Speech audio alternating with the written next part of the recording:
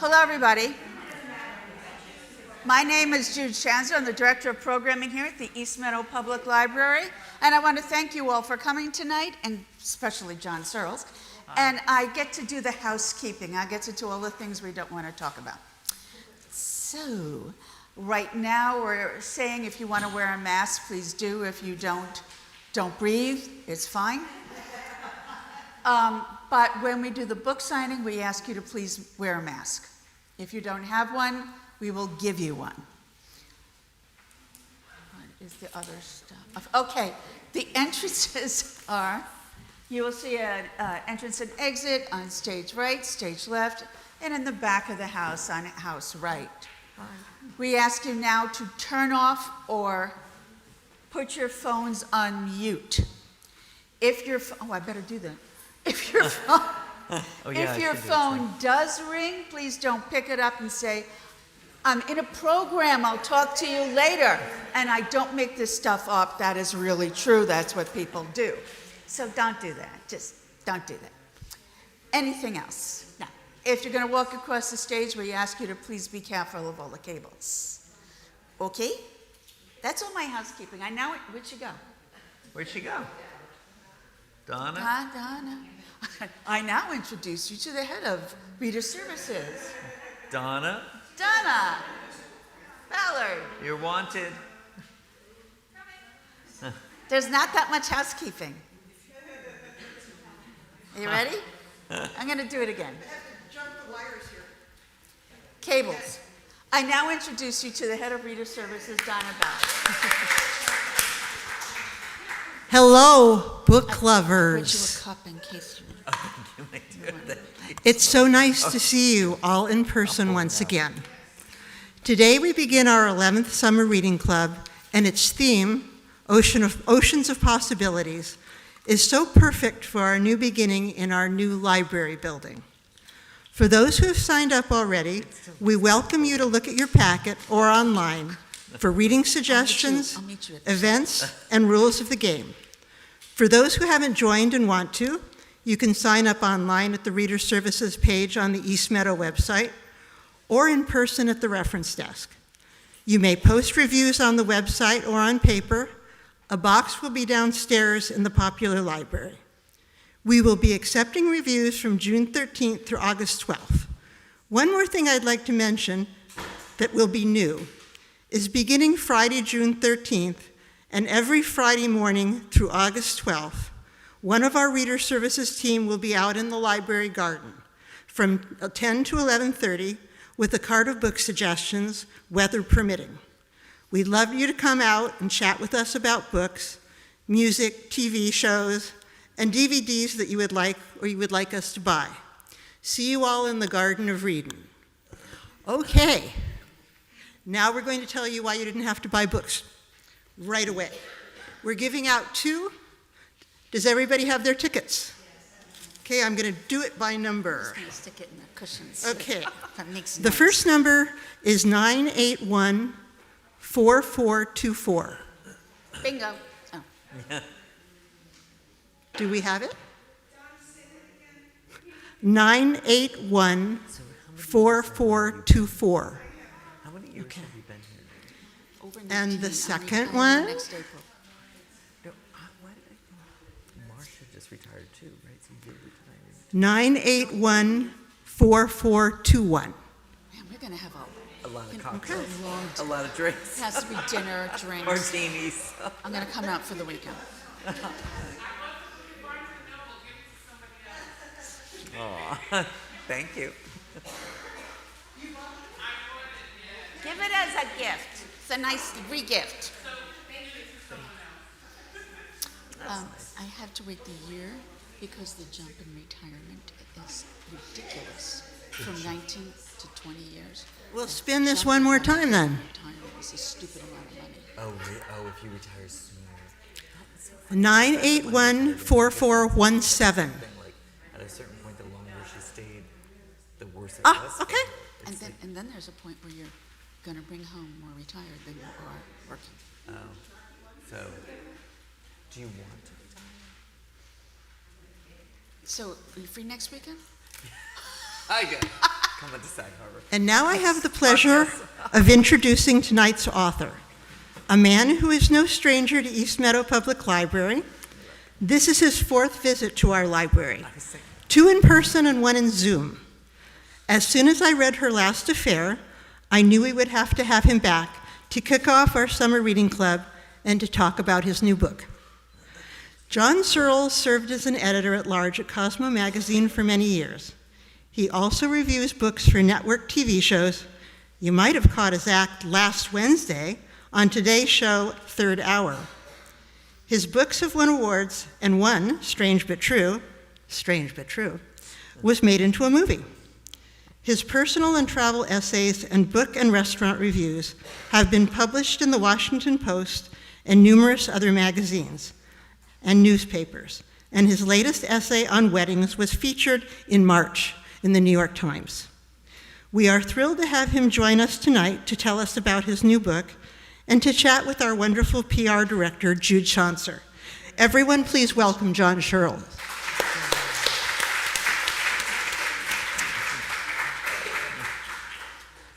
Hello, everybody. I had asked people to send me in questions because it's a lot less work, and some people did. I also want to thank those people who are watching us on YouTube and streaming. If you like it, please click that little like thing, whatever that is, click that. If you don't like it, please click that little like thing. That would be a good thing. John, first of all, thank you for doing this. It's really an honor. I'm verklempt. It's wonderful that you're here, and we're so flattered. Well, thank you for having me, and it's my absolute pleasure to be here. When I was leaving the house, I said to Thomas, this library has had me back so many times, and you've stayed with me through my career, and so it is like a must-do for me. It's an easy yes. I'm honored to be here. I adore all of you, and I'm so grateful for the times when I'm doing an event, and I look out in the audience, like at Symphony Space, the event we did with the actress Amy Ryan, and there you were people were in the front row from East Meadow, and when I do the Today Show, I get emails from Donna and people from East Meadow, and you all have a very special place in my heart, so thank you. Maybe we're just stalking you. Well, I remember once at Cosmo, this assistant said, I want a stalker because when you have a stalker, it means you're pretty. I was like, okay, get her to HR immediately. So, how many people here have read this book? Yay. Oh, This you. is very good. So, you will understand my opening question. John, you have a dark side. I have a dark side, yes, I do. Yes. And how do you feel about marriage? I did read your piece in the Times. You did, yeah. So you can elaborate. My thoughts on my thoughts on weddings have changed. The piece I wrote that Jude is referring to is a piece I wrote in the New York Times called Confessions of a Wedding Hater. Well, actually, in the print edition, they called it Confessions of a Reformed Wedding Hater. And it starts out, it says, if you're reading this and I attended your wedding, I'd like to apologize for my behavior. And it just talks about how I always hated weddings. I just did. I would get invitations, I would groan, I would think, oh, here we go, and I have to go to these weddings, and people always act so weird, and it just always felt like the vows, I would feel so awkward, and I'd cringe, and it just wasn't my thing. And then, I met my now husband 25 years ago, and the old-fashioned way at a trashy bar. And, which I'm not a bar person. I can count on one hand the bars I've been to in New York City. I'm not really a bar guy, but it just happened to be. But anyway, he always wanted to be married, and I just never did. And then I think probably in some ways my parents didn't have the best, in many ways, didn't have the best marriage growing up. And they eventually divorced after my younger sister died. But then, so I kept saying to Thomas, well, maybe someday we'll get a dog. I kept putting it off. And then when the pandemic happened, and really we left, we live in the city, and we have a little house out in Sag Harbor, and we left and spent 2 years just together, hiding, cooking, drinking a lot of martinis, walking our dog. And he kept saying, I really want to be married. And I just thought, well, it wasn't that I never want to, I didn't want to be married, but if I was going to marry anyone, it would be him. So finally I just said yes. And then we went to town hall because I was like, I just wanted like a guest list capped at 0. Like, I don't want anyone to come. And we went, and there were all these men filling out hunting and fishing applications. And I thought, this is a little too impersonal, even for me.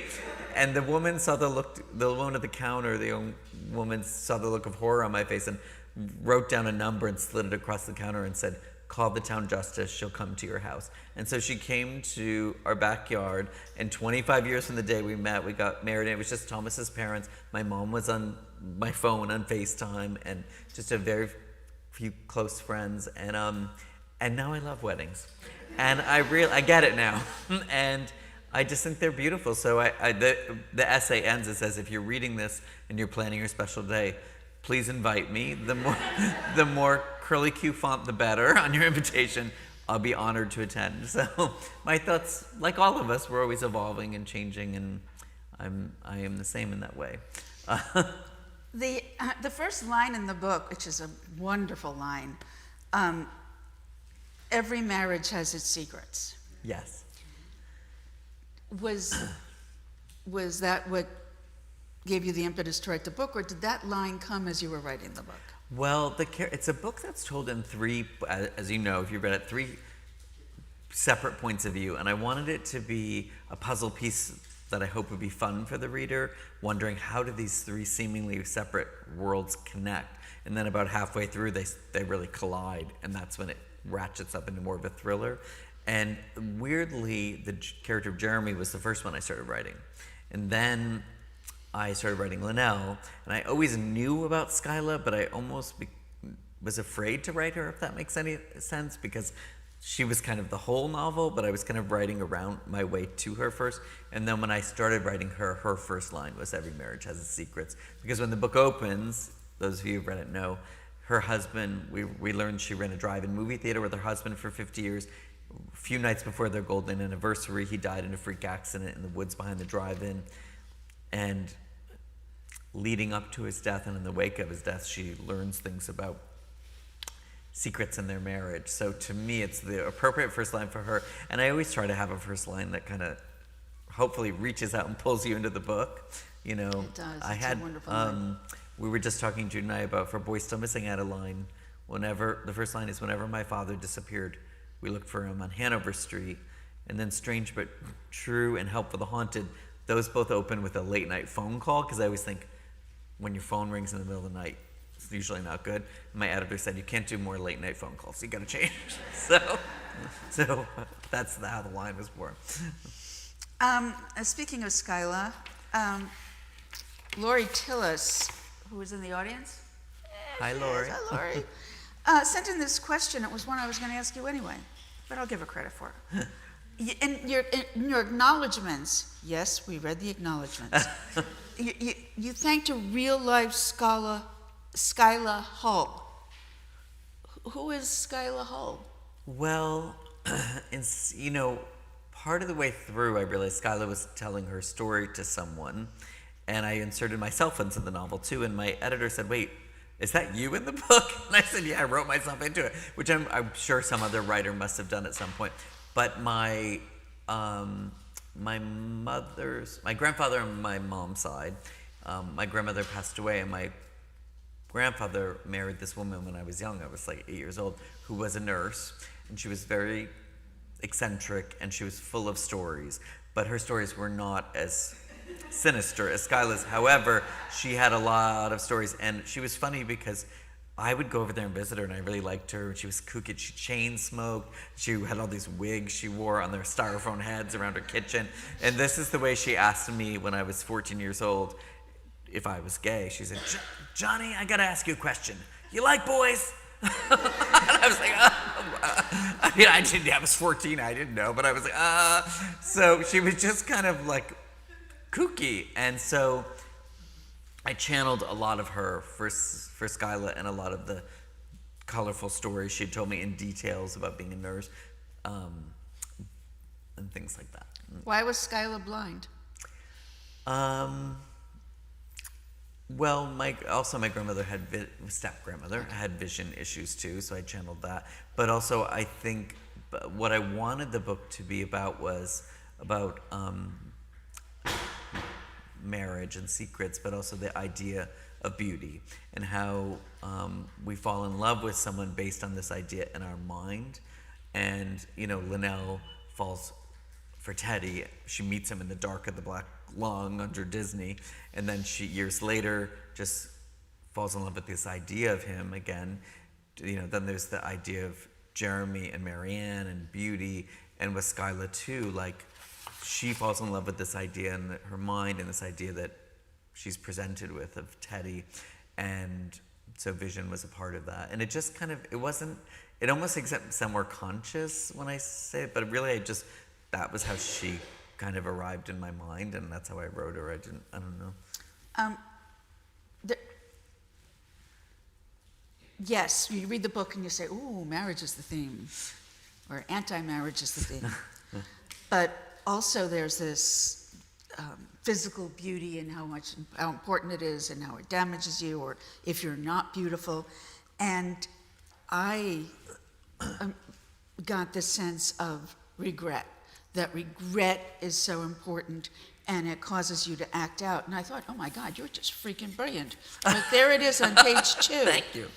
No, I was brilliant. Oh, you're brilliant. Oh. Then never mind, I take it back. And here it is on page 2. Whatever Siri's up to in the quiet of the night, her initial lecture about the necessary elements for a healthy marriage presses down upon my chest. When so many swirling thoughts of regret and revenge make it difficult to breathe, I hover beneath the pillow, smothering her there while I stare wide-eyed into the darkness. Yeah. So, doing. do they act out on looking for lost loves and getting back at people because of regret? It's supposed to be that you regret what you haven't done? To me, the book, it's whatever anyone takes from it always, but it's about the power of love and its ability to impact our lives for both good and bad, and also about the power of the past. Because all the new age experts are always like, stay in the present, which I get, but to me that stresses me out to stay in the present, because I think as human beings, we have the rare and unique ability to hope for the future, or plan for the future, or to reflect upon our past, or to grieve our past. So I think sometimes I get the intention of being in the present, but I think the past is really powerful, and each of these characters reconnects with some element in their past. For Jeremy and Linnell, it's literally their first love that they are reconnecting with and trying to sort out something at such a formative age. And for Skyla, it's reconnecting with someone who really impacted her marriage for many years. And so it's people all grappling with some issue of the past. And I think a lot of us have regrets. And if during the pandemic, so many people were reconnecting, which I thought was quite meaningful, that this pandemic happens, everything shuts down, and we all start reaching way back to connect with ex-boyfriends and girlfriends and friends and all that. And I just thought, well, what does that say about the power that these people had at formative stages of our lives? Does that make sense? Yeah. Oh, that was good. Everybody hear me? Yeah, I during the beginning of the pandemic, they said, call friends who live alone. And so I called a friend I haven't spoken to in a while. And she said, why are you calling me? What do you want? What do you want? Why an abandoned drive-in in Schodack, New York? Well, whenever I go home to see my mom, from Sag Harbor, I drive to Port Jeff. And I go, and I don't know how I go, this 25A, not the Robert Moses Causeway, I know that. But I pass this abandoned drive-in movie theater, the Rocky Point Drive-In.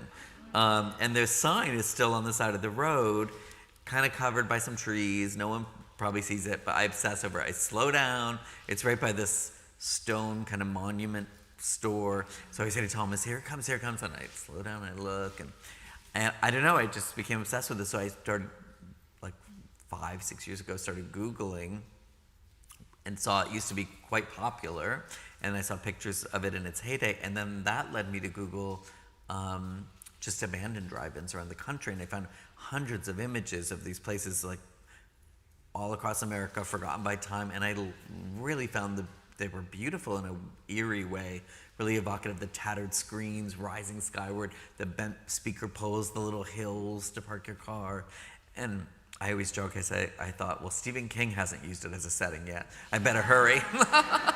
But I thought it would make a great setting, and so I don't know, and then it led to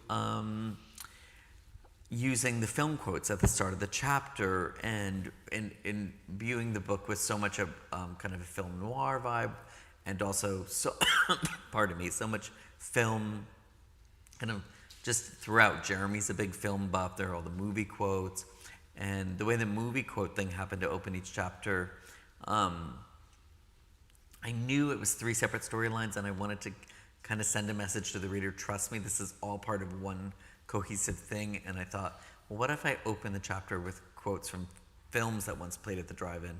But then I thought, well, what if the quotes act as clues to what's going to happen in the story? That could be really fun for the reader, because when you see the quote, you think, oh, wait, what's this? Especially when you get to later in the book when the quote is red rum from The Shining, you're like, oh no. But then some were classics like Casablanca and Mildred Pierce, and then others were kind of funny 80s movies like Mannequin, and then others were like sinister, like The Shining or Psycho. And it all just kind of made a nice kind of cohesion in my mind anyway. The drive-in, the movie quotes, Jeremy being a movie buff, the film noir aspects of the book, and it was fun. I felt the film noir aspect of the You story. did? Yes, Double Indemnity. Here you come, Bad Day at Black Rock. Thank you. Yeah. I love all those movies, all those old Really. noir movies, yeah. You have to get a hat. Is there any reason that you picked Skodak? I knew it was upstate New York, and then actually a friend of mine who used to be my Today Show producer years ago, she lives up in Troy. So I had it set in Troy because I'd gone up there, and then one day she was visiting in Sag Harbor, and we were looking at a map, and she was like, it seems kind of like it would be here, because I was telling her it needs to kind of be a little desolate, not too much around. And then I drove there. Thomas and I went. There's this writers colony, Yaddo, and I had gone to speak at this Yaddo thing, and Thomas went to Skidmore, and so which is in Saratoga Springs, and we went to the Malta Drive-In, which is a functioning drive-in up there, and they were so nice and let us tour the projection room and ask him any questions, and then we took in a movie that night, and on the way home we drove to the Skodak Diner, where Skyla goes. But I had already written it like a stone facade. You know how those diners have it? When I got there, it was this shiny silver facade, and I just couldn't change it. I was like, it's just going to be a stone facade, even though that's not actually what it is. I just kept it in my imagination. But I drove around, and I was like, this feels perfect. It has the right vibe. It's got the diner here. There's a lot of woods. There was no drive-in there that I'm aware of, but it just seemed like they're what I imagined in my mind. There are a lot of drive-ins around there. Some of them still. Yeah.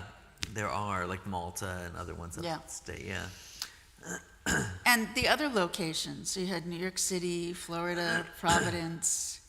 Yeah, well, Florida, I knew I wanted to do some Disney stuff for Linnell, and, Linnell works as a Disney princess, and that Disney chapter was originally like 90 pages. My editor was like, it's a novella, it cannot be, it has to be shorter. And so I cut it way back, but I had so much fun writing that Disney stuff, because at Cosmopolitan we had done stories, or a story, or multiple stories, on young women who worked as Disney princesses. And they would tell these crazy stories, and I just always found it so entertaining.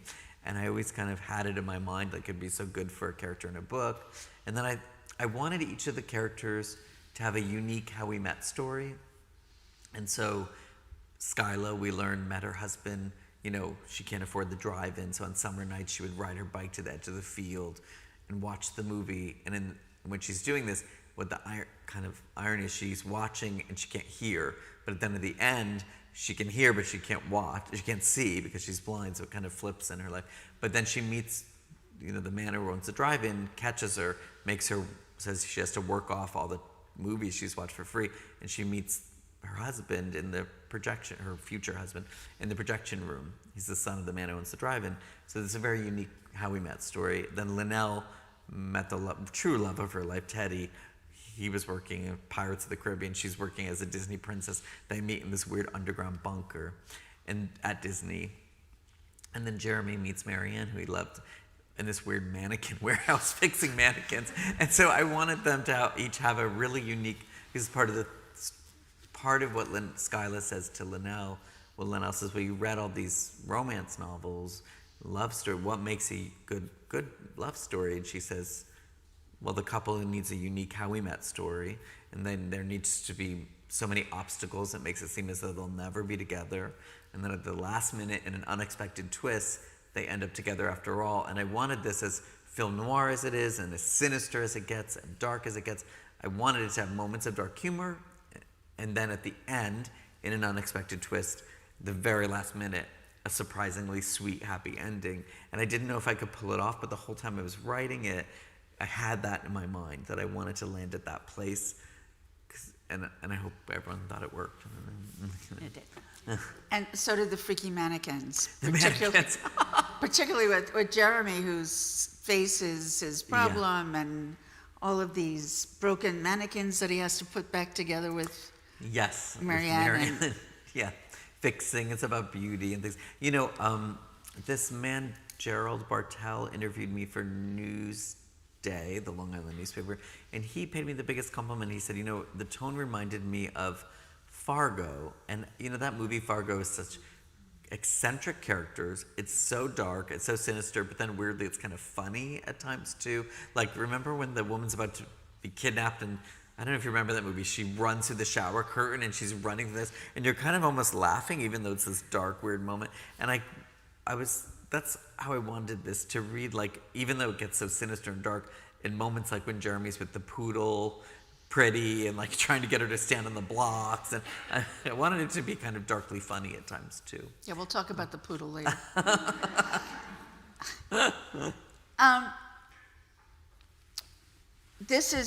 Who is this from? I think this is from Lori Tillis too. Maybe it's from me, who knows? The chapters don't always follow, clearly, chronological order. They don't follow time, they don't follow place, they don't follow they're... Yes. And do you like how articulate that was? I know what you mean. And did you write the characters through lines and then start to move the scenes? Or were you going back and forth? There was a lot of moving around. And with all my books, there's that. I guess Boys Still Missing was more chronological, but Strange But True moves around in time and point of view, and Help for the Haunted goes past, present, all throughout. And then this book, you know, listen, if people want, you know, a straightforward, not a puzzle piece fun, then maybe, I don't know, Danielle Steele is your girl or whoever, I don't know, you know what I mean? But this, I want a reader who feels like engaged and wants to figure out a puzzle and have fun with it. And so I try to make it fun for the reader. And so I wrote Jeremy first, most of his point of view, Linnell, a few chapters of her, and then Skyla. And then I print all the pages, lay them on the floor, move them around. And then I try to do enough to anchor the reader so when they arrive in the point of view, they're like, okay, now I'm with Jeremy. And I want them to hopefully feel like when whoever they're with, they don't really want to leave because they hopefully get invested, and then they're like, oh no, I have to go to Skyla. But then once they start reading Skyla, I hope they're in Skyla and they're invested. So I don't know, it's a lot of trial and error. Well, for those of us who are not linear thinkers, it was welcome. Oh, it was welcome. Oh, good. Yeah, I was like, oh, I get this. Deanne Caniglio. Hi, Dan, wherever you are. I don't know. She's not here. This is her question. You write wonderful women. You do. You.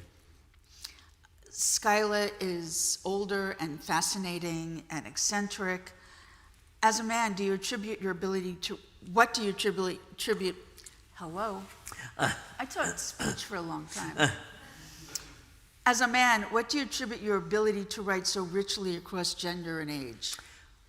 Thank you, first of all. Well, I think, and Donna's heard me say this joke before, you know this, but I once did an interview on the Today Show, and I was for Help with the Haunted, and the host said, you write from the point of view of a teenage girl, like, same question, how do you do that? And I said, well, isn't it obvious? Deep down, I am a teenage girl. And my mother told me that's when she turned off the television. She was like, I'll watch the rest later. She needed time to digest. But I grew up in a house. My dad was a cross-country truck driver. He was always gone. My older brother was always off with his friends. So I was really with my mom and my two sisters all the time. And I was my mother's confidant growing up. And then growing up and being gay, I didn't even know I was gay, but the other boys knew I was not like them and bullied me and didn't, whatever. So I would go hide at the library, which is why I always loved coming to libraries. That was my safe haven. We lived right near the town library. I would go there after school. That's how I developed a love of reading. But all my friends were the girls because they didn't have a problem with me. And then that was true through high school, through college. And then I got out of graduate school and I got a job at Cosmopolitan magazine, at the time, the best-selling women's magazine in the world, in an office full of women, where I was an editor at that magazine for 23 years, editing content for women. So I would say I almost feel more comfortable writing as a woman's point of view than a man's. But also I would say my agent is a woman, my editor is a woman, my book publicist is a woman, my friends, I have so many friends who are women. So I don't just arrogantly write it down and think, oh, I know how women feel. Like they all read it and I revise and I make sure. It's really important to me that it feels authentic, and I work so hard on my books, and so it's vetted by many, many women too. But I don't know, I love the company of women. Women are my friends. I don't know, I find women interesting. I don't know. But you also, Jeremy is an incredibly complex, strong, weird character. Weird character, yeah. So you're not relegated to just writing one gender, Yeah, clearly. thank you. This is a very damaged person who can't get behind his face and can't leave anything behind. Yeah. That character, do you know the Noir series? It's like Acacia Publishing does this thing like New York City Noir, San Francisco Noir, and they're short story collections where they ask various writers to contribute. And I was asked to contribute to one, and I started writing this Jeremy story with Marianne in it. And it became, again, so long. It was too long to be a short story. So I wrote a different story instead. But I had this, and I shared it with my editor, and she said, the character's so dark and strange and intriguing. Can you expand it? And then, so that was really how it started. And then I started writing Linnell. But each time all the characters would arrive at the two cottages with the drive-in, I would think, the woman who owns this place is there in that second cottage. But I kept not writing her, as I was saying. So I was writing these, and then finally one day I just thought, I've got to write her, and I just sat down and started writing. Every marriage has its secrets, and she really flowed out of me. But that's how Jeremy was born, and the noir element was born because it was for a noir short story collection. But it just, his story just kind of became so long. And I don't know, I had fun writing him, and It's a wonderful character. Thank you, Jude. Thank you. He's complex and identifiable and understandable, and he's obviously has a very dark side and makes bad choices, but when you watch a superhero movie, the villains are just fully bad and the superhero is good, but I wanted it to be more textured than that, even though he makes bad choices, hopefully there are moments where you actually feel for him or laugh at something he's doing, or I don't know, so... Well, there's some other characters in the book that I'm really drawn to. I love characters who you never see. I love disembodied characters. They're usually my favorite. And they're usually funny. I love Siri. Oh, Siri. She has the funniest lines. So when you do the movie... You'll do Siri. Yes, you'll be Siri. Okay, it's a deal. Why Siri?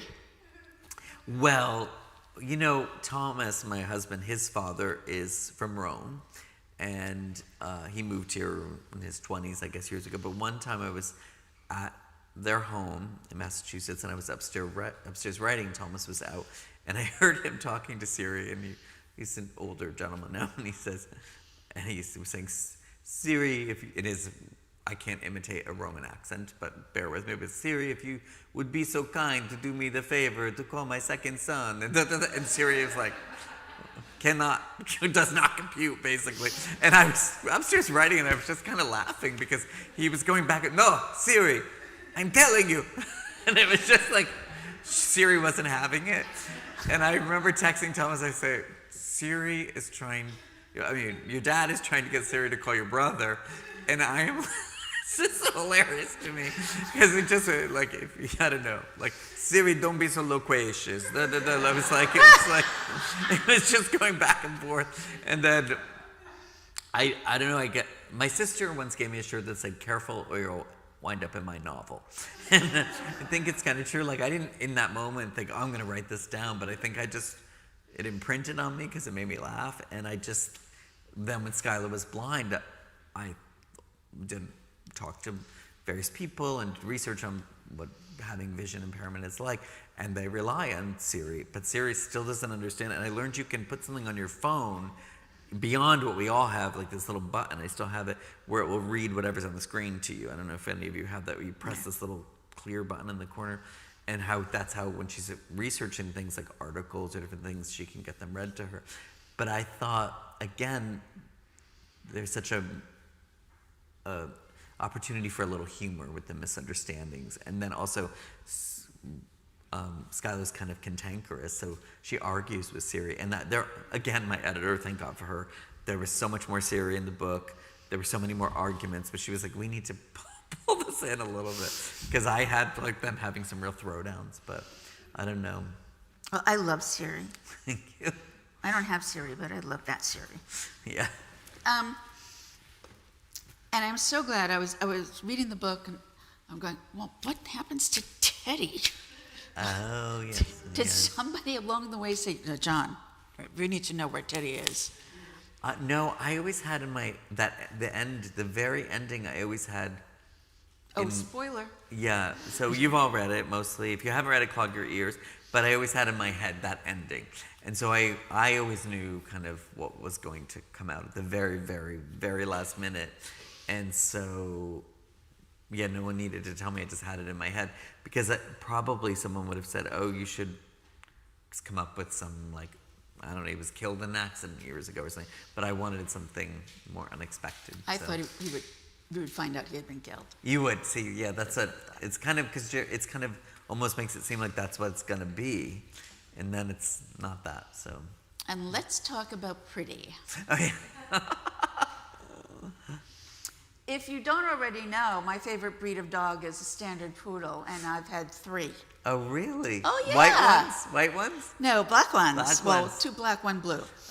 So, first of all, do you know that standard poodles are one of the smartest dogs you can get? Yes. Okay, and they're hunter retrievers. Yeah, we have a mini golden doodle, so she's got some poodle in her. That's a golden doodle. Yeah.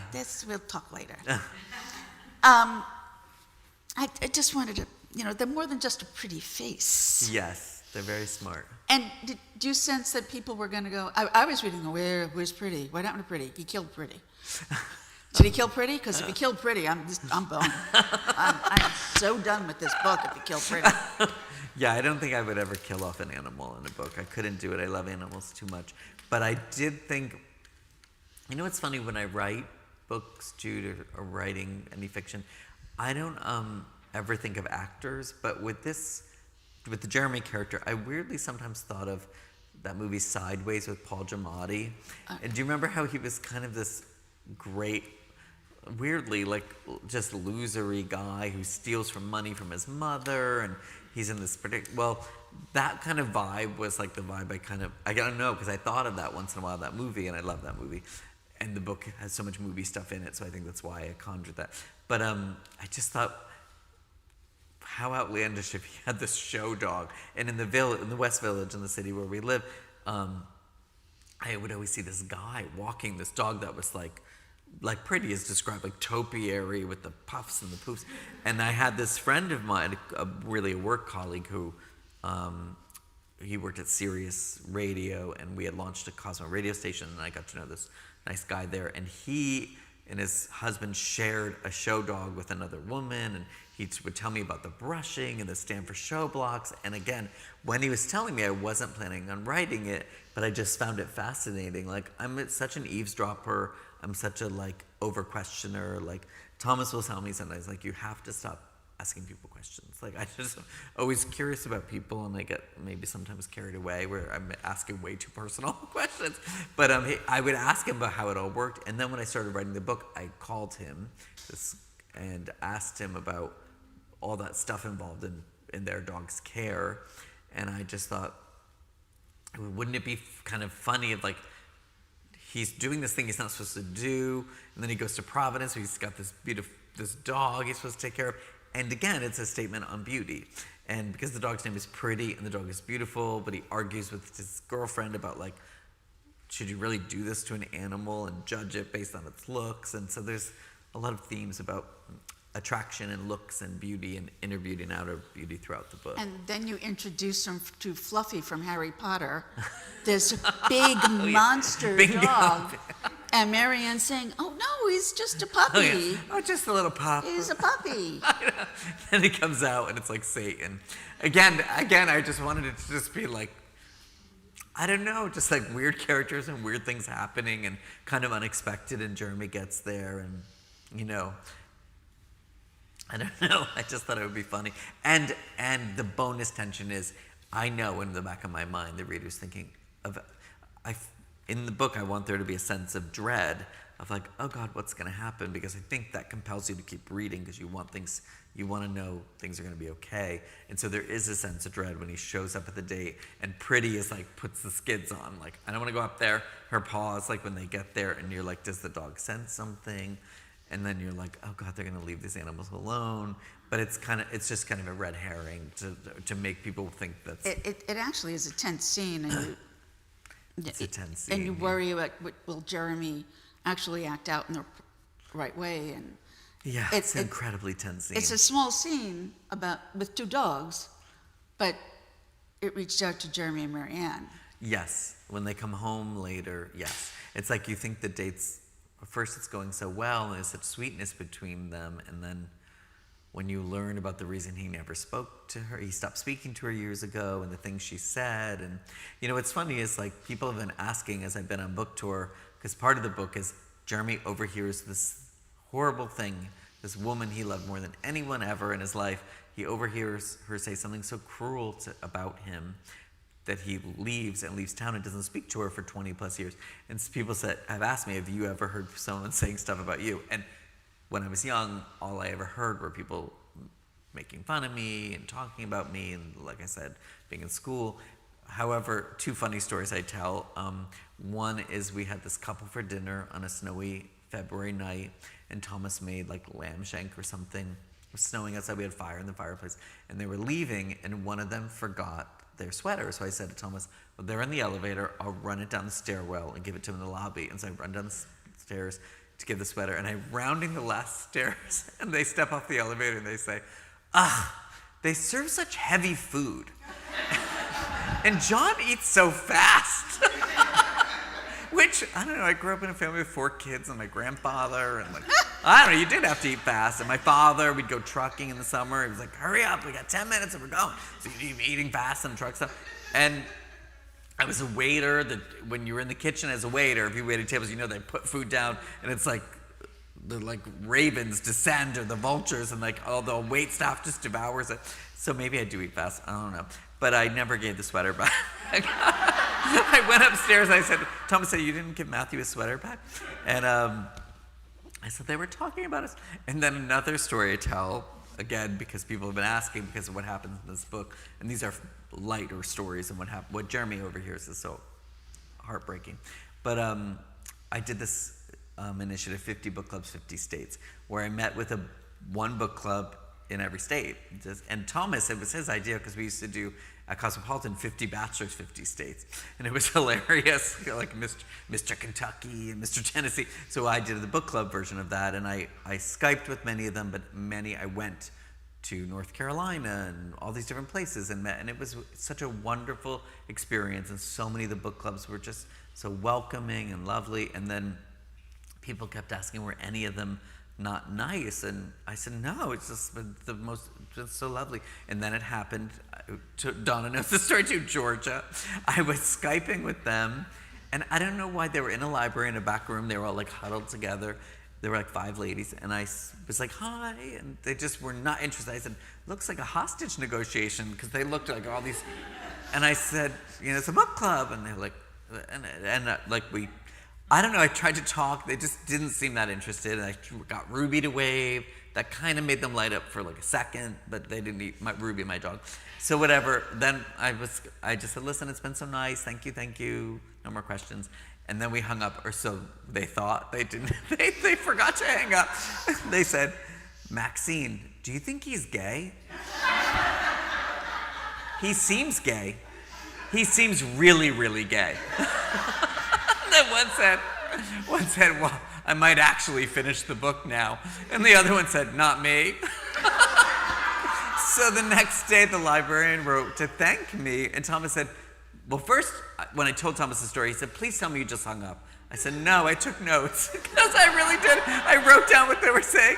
And then, it's in my next book. Exactly. So then, the next day, the librarian wrote me, and he said, Thomas said, please just tell me you said you're welcome. And I said, no, because actually, I found it hilarious.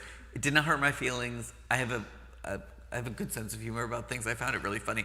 But I did think another writer could be devastated and crushed to hear something like that. And so I just thought I should tell her for some writer who might crush them. And so I said, just so you know, thank you. I'm always happy to meet new readers. Thanks for the opportunity to speak with you all. Just so you know, you didn't hang up the Skype. So in the future, in case it's another writer, be more cautious and hang up. And also, you can tell Maxine I am gay. I said, I don't know what that has to do with anything, but let her know. Thomas just said, oh, dear God. So, yeah. Anyway. Did she answer you? She never wrote back. There you well. have it. Yeah, oh, well. Well, yeah. I think we've all had that.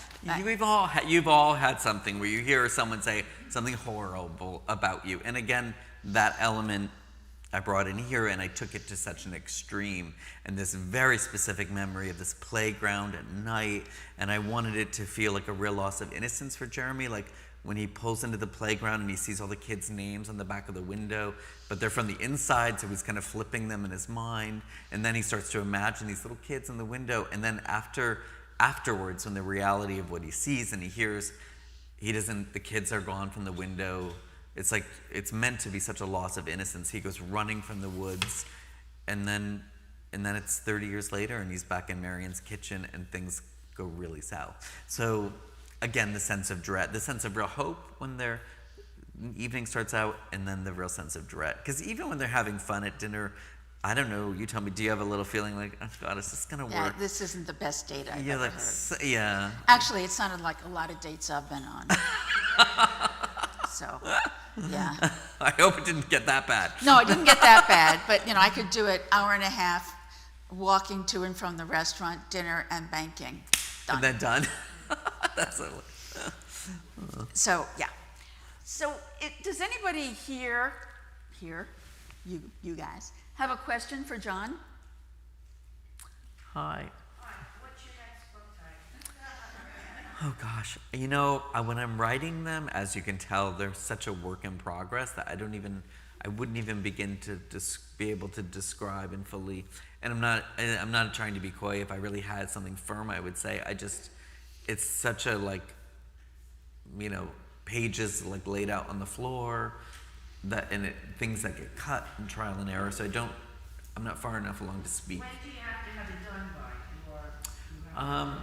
I wish I had it done by tomorrow, but it takes me some time to do them. So I'd like to have it done in the next 2 years, I would say. Okay. Yeah, that would be my goal. Clearly you don't write as fast as you eat. No, exactly, I don't. Yeah, there are those writers who write super, super fast. I wish I could be them, but it's just, I've accepted.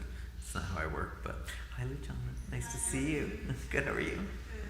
When you were at the movie set, were you hands-on there when they were making the movie? And how did it feel to be part of that environment? Well, I originally, when I wrote Strange But True, that was some years ago now, I said to my film agent, because as a writer you have your literary agent, and then you have an agent who deals with selling your book to a film production company. And so I said to him, I'm going to write the screenplay. And I was like, I already wrote the book. It'll just take me a month. It took me like a year to write. And then, but he sold it very quickly to this wonderful film company that had made these incredible films. And I went to the meeting and they said, we're going to make it immediately, right away. That was like 15 years ago. But the company disbanded, but one young gentleman in the room who was an assistant at the time, it was his first acquisition meeting. He maintained an interest and a passion for it, and he would come to, I'd do something like this, and he'd be sitting there, or his mother would come to events, and he would say, I want to make 2 movies. One is Strange But True, and the other is a musical about 2 kids in Los Angeles. Oh, no. And I would think, that'll never happen. Well, La La Land is what it was called, and it was such a huge success. And after that was made, he had the clout to make Strange But True. And I don't know, I wrote an essay in People magazine about this experience. So if any of you know this story, I know Donna, you know all my stories by this point. So Thomas and I were driving on the Long Island Expressway, and they were starting to shoot the film up in Canada, and I noticed a phone number I didn't recognize. I thought it was going to be a robocall, so I didn't pick up. And then when I played the message, it said, hi, we're calling from the wardrobe department of your film. And I was like, whoever gets a message like this? I mean, you have to understand, I was a waiter for 12 years. Like I said, my dad was a truck driver. I didn't come from a world where these things happen. So they said, they gave me a cameo in the film, and they said, we're calling in clothing for you for your scene. You'll be shooting a scene with the actress Amy Ryan, and you will be playing an author speaking at a library event. And I was like, you don't need to call in clothing. That is my entire wardrobe, because that's what I do. And so they said, okay, just bring a suitcase filled with clothes. So I was at Cosmo, I left early, flew up to Canada, went straight to the set, which was in a library, and they picked out something, this light blue long sleeve sweater for me. And then right before I was about to go on, and it literally is like Amy Ryan introducing an author at a library event. And right before I was about to go on, the wardrobe supervisor said, I need to talk to you, come here. And I said, what? And she pulled me into the bookshelf. She said, it's about your nipples, they're really aggressive. All my years at Cosmo came back to mommy. And so she said I have to tape them. And Dawn and Marcia, you know too, will tell you, Amy Ryan said, you fell for that? I had to lift my shirt, she taped them. And then, first of all, in the movie, I'm like blurry in the background for 3 seconds. I don't think, no matter how aggressive my nipples are, I don't think you would notice. But then I went, you're all staring at my nipples now. So I went back to the hotel after, and the producer, one of the producers said, do you want to get a drink at the hotel bar? I said to her, no. I was getting my key at the counter. I said, no, I'm just going to go upstairs, peel my nipple tape off, and just as the woman was handing me the key. I think she was like, what kind of sick shit are you doing? But it was, to answer your question, so I rewrote many drafts of that screenplay, and then I was running a big part of the magazine. I was doing the Today Show all the time, and I was writing Helpful and Haunted, and they wanted me to do more revisions, and I just said, I can't keep revising this thing. Like, it is what I think it should be. Right. And so I said, you can bring in another writer if you want. And they brought another writer, and really, the parts I love of that film, I love the cast is incredible. I feel so grateful it was made, so honored it was made. My favorite scenes are the scenes that stick closest to my original screenplay and stick closest to the original novel of Strange But True. But I'm still honored it was made, and it was really, what an experience to go. First of all, the cast, Brian Cox from Succession, Amy Ryan from Only Murders in the Building and The Office and Gone Baby Gone. Greg Kinnear, Blythe Danner, you know, and then the kids. I don't know if you saw Netflix's Made, but Margaret Qualley and Nick Robinson, both from that. So you arrive on set, and then suddenly this character you wrote, like this pregnant teenage girl, walks by. Like, oh my God, that's my character. Or, you know, my favorite scene, I love the Amy Ryan scenes with Nick Robinson, and then I love when Blythe and Brian are in the basement, because that's really from the book. And I was there that day, and it's such a dark, again, really, really dark scene. And I remember I flew back up for that scene, and I said to Thomas, I'm so excited. It's the scene where, I don't know if I'm giving anything away, but it's the scene where someone gets thrown down the basement stairs. Thomas said, something is wrong with you. But I remember that scene. It was a stunt woman. In fact, does anyone mind giving stuff away? So Blythe does the whole scene with Brian, and then the stunt woman is this woman who's dressed like Blythe, and then she goes in and does it, and it's on a sound stage made to look like a basement. And I remember I was sitting next to Blythe, and she was like, during that thing, because the first take, the woman fell backwards, and I remember it didn't look really real, but the floor was kind of rubber, and then they said you have to do it again because it just didn't look authentic. And the second time, oh my gosh, everybody just gasped because like the way her neck, she flips backward. It was so grisly, and Blythe was digging my hand, and then everyone had to be quiet because we all thought something happened to her, and so like the head of stunts went in there, and it was just really, really, you know, when they say quiet on set, it was like that for like 2 minutes, and then finally they said, you know, she's okay. Her name was Anita, this woman, and she had this big icing, and whenever I would go back there, I would ask, how was Anita? Because when I said, you're not going to go home alone tonight, because it was after a fall like that. I mean, she's padded and everything, but if you watch the film, that moment in real time was so grisly and terrible. But it was fascinating experience and an honor just to have something like that made. Like I said, I didn't grow up in a world like that. I was a waiter. I put myself through college. I put myself through graduate school. You know, I didn't even used to tell people a lot that I wanted to write because a lot of people were like, yeah, right, good luck with that, you know, pipe dream. And it wasn't, you know, when my sister passed away, that was when I was like, I'm going to do this with my life. And so I feel grateful for opportunities like that, or grateful to be here tonight, or grateful to go on the Today Show, or to write a piece in the New York Times.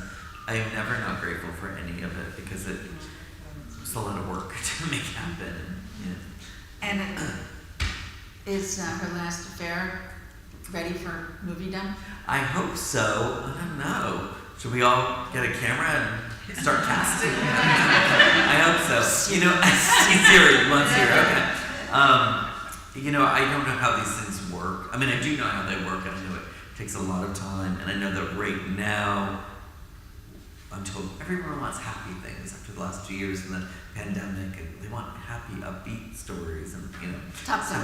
What's Top Gun? Yeah. So we'll see. You know, these are unique, character-driven suspense novels, and I'm lucky I got one made, but I don't know. Let's see how we get a second one.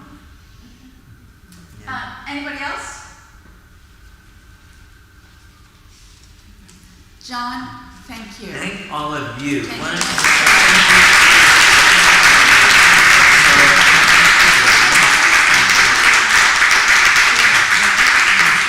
And thank everybody who's watching the stream. yes. Now we're going to, what are you going to do? Right. First of all, on behalf of the library, thank you so much. Oh my gosh, thank you. Thank all of you. Thank you, Donna. Appreciate it. We're going to have an autograph party. John has requested that you keep your mask on when you buy the book and get autograph. One more thing. Oh. Hi. I forgot something. What is that? Wait, am I white? Okay. Okay. Don't go away. Don't go anywhere. Okay. What can I tell them? Wait. How long will it be? Should I tell us a quick story, or is she coming back? Oh, what's that? Oh, no. Sorry. You're on camera.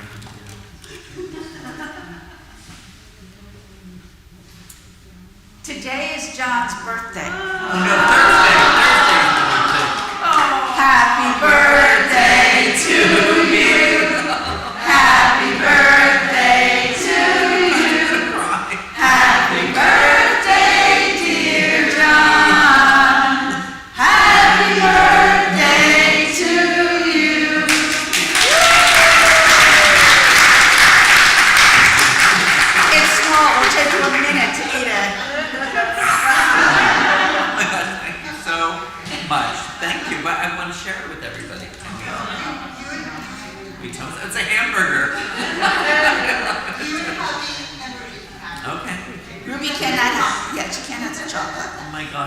take a picture. You have the real cake. Why are you taking a picture? I don't know. And this is for you and Tom and Ruby. We're all helping each other out. Thank you, Judith. You're tired. I'm not having it.